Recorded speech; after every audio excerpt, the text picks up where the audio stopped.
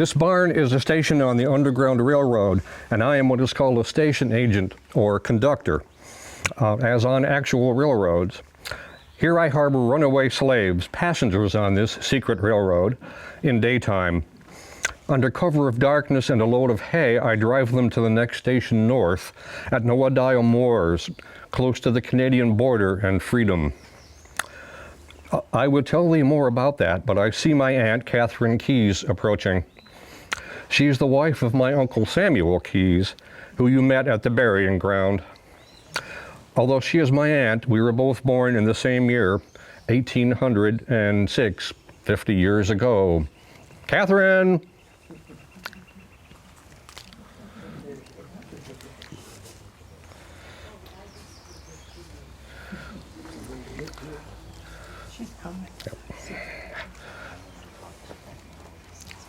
Stephen? Catherine, how is thee today? Oh, tired, most tired. But I'm glad to have been doing the Lord's work. Thee has been to the prison recently? Yes, we returned just yesterday.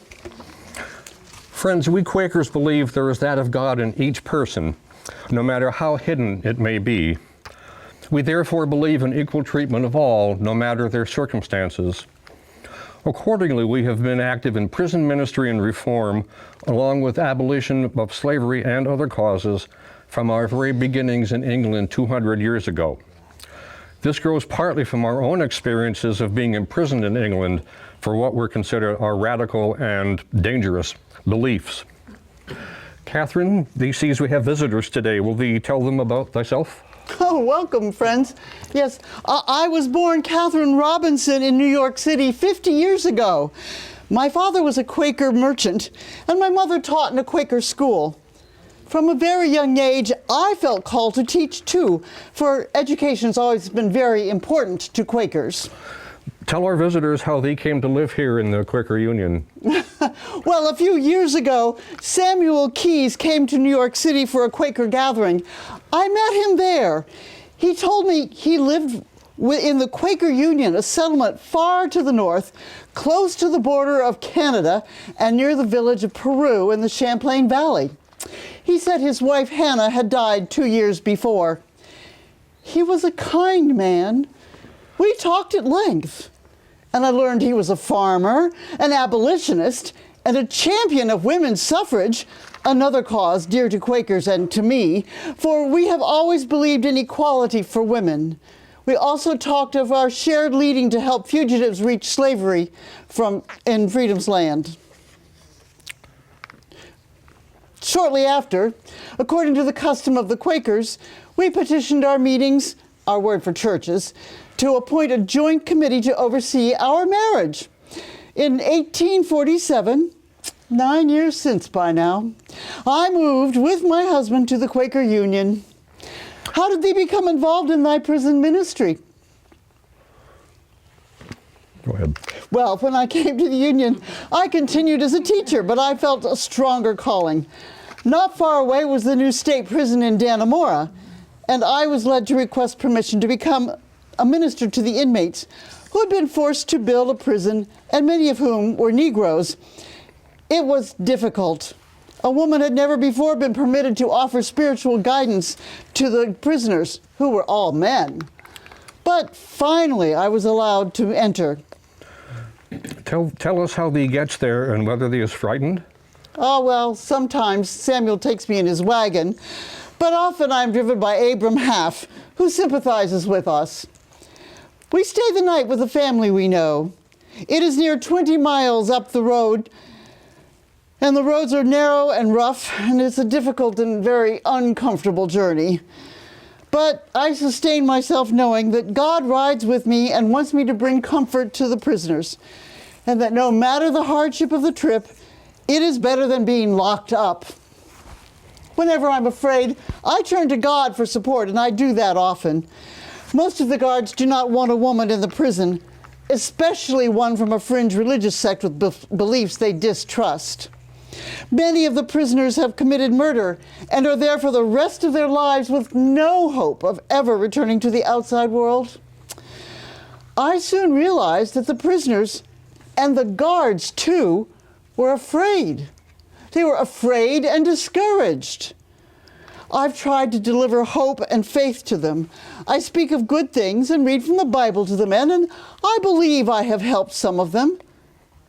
I think even some of the guards have come to accept me after a time. Now, nephew, I wonder if thee would tell these kind visitors about how thy work with the Underground Railroad is going. Does it go well? Yes, Aunt, it continues to go well, thanks be to God. For the past 20 years, since the 1830s, Quakers in both the South and the North have been active in the Underground Railroad. We Quakers write to each other often. That way, in secret language, so we won't be discovered, I learned that some sought a station agent in our area and was led to offer my place and my services. I have been harboring passengers on the railroad these 16 years now. This is such a sacrifice of thy time and thy resources. Why does thee do this Lord's work? I must repeat that we Quakers believe there is part of God in each person, regardless of gender, skin color, or anything else. We call this the inner light. Now think on this, friends. How can thee own a piece of God? How can thee own light? How can thee own a human being? How can thee buy and sell them? They are not commodities like cattle or barrels of grain. They feel pain, fear, loss, separation from those they love, grief. They are people who, like all of us, are vessels for God and His light, and I could not refuse the calling to aid them.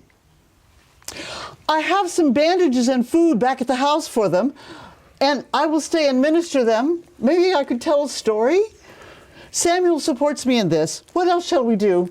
Thank thee, Catherine, surely thee acts on thy beliefs. I know thee has helped our abolitionists here in the Union in many loving and quiet ways. As to what we can do, I sometimes give the passengers clothes. They often lack proper clothing for our cold northern climate. I do my best to comfort them, especially the children who are so scared they shake. I give them medicine and treat their injuries. Once I was able to cut the ball and chain off of a man's ankle. He said he had dragged it all the way from South Carolina. His cuts and abrasions and bruises were most grievous with infection, and I doctored him the best I could. At night, I helped them into the lower part of my hay wagon that I have outfitted with a false floor, pile hay on that floor to hide them, and carry them north. I do unto them as I would have others do unto me. I treat them as people who are the same as thee and me in God's eyes. You know, it must be dangerous now that the Fugitive Slave Act makes it against the law to harbor and assist runaways. I'm told there is reward money for those who expose us. Is thee not afraid? Indeed, it is dangerous, Catherine, but thee well knows there are times when God's law must come before man's. And with God's help, thee overcame thy fears of going into the prison. I ask God's help also. We are much alike, Catherine. And I take good care. Conductors bring them north by night, and I secure them behind a false wall in my barn. I built that wall so it looks like there is no space behind it. The man who lives at the corner of the roads here, old Reverend Chauncey Stoddard, is not sympathetic to our cause. And others nearby own slaves. They covet that reward money. I know them to have spied on me, but darkness is our protector. Darkness and God's will. And the sheriff stands with us. He came to me one afternoon last month and told me someone informed him I was breaking the law by helping the runaways. So he was duty-bound to come back later that afternoon and investigate. I made sure my guests were well hidden, motionless, and silent that afternoon. God bless that sheriff. Truly, each of us has had to overcome our fears and opposition from others to act on our convictions, to go where God leads us. Yes, Catherine, we have. It is not always easy to practice what we preach. It's the strength of the Lord that allows us to overcome by leading us to seek and draw out the good in all men and women. Thanks everyone for sharing our Readers Theater presentation today. I'm Neil Burdick. Stephen Keese Smith was my great-great-grandfather, and Catherine Keese, my great-great-great-aunt. Portraying her is my wife, Barbara. We are both practicing Quakers, active with the St. Lawrence Valley Friends Meeting in Potsdam and Canton, New York, about 100 miles west of here. I'm the author of today's script. Our costumes are kindly on loan from the North Star Museum. In our portrayal, we have used mostly current words and grammar so as to be more easily understood, with two authentic exceptions.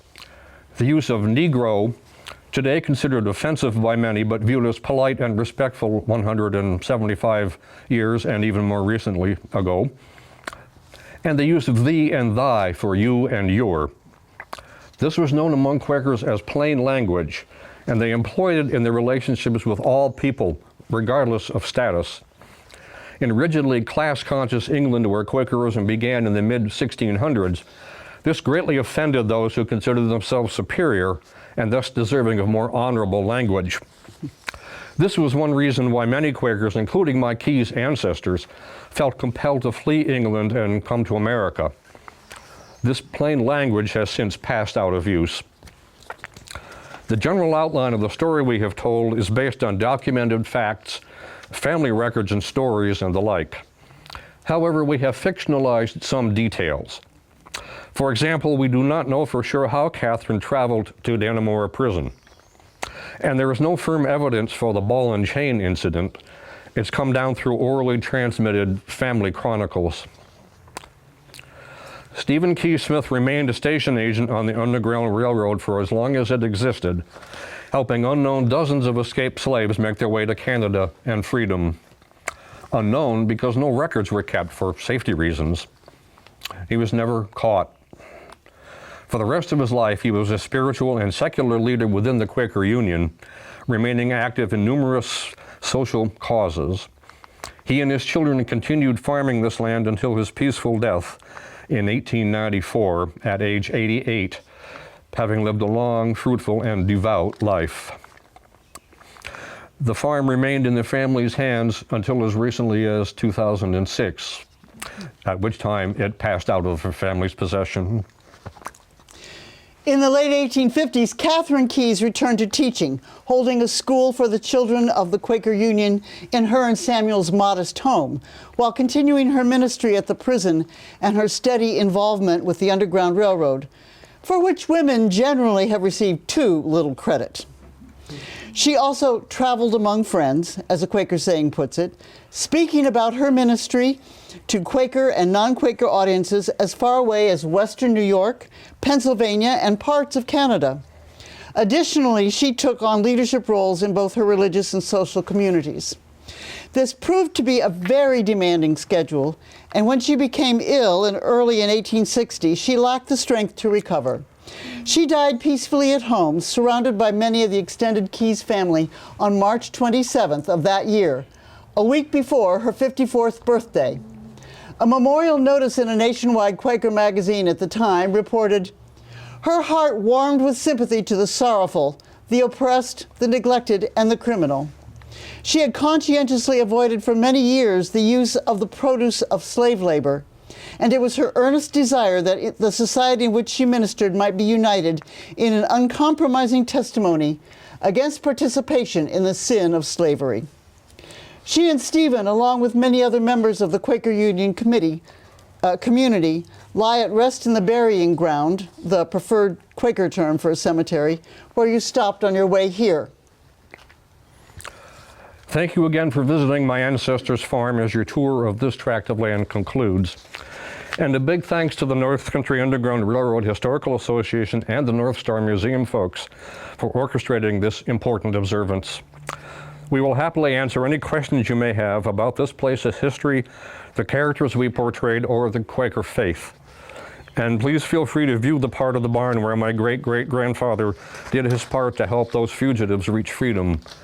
And pause for a moment to ponder what happened here and why, and what that might say to us today.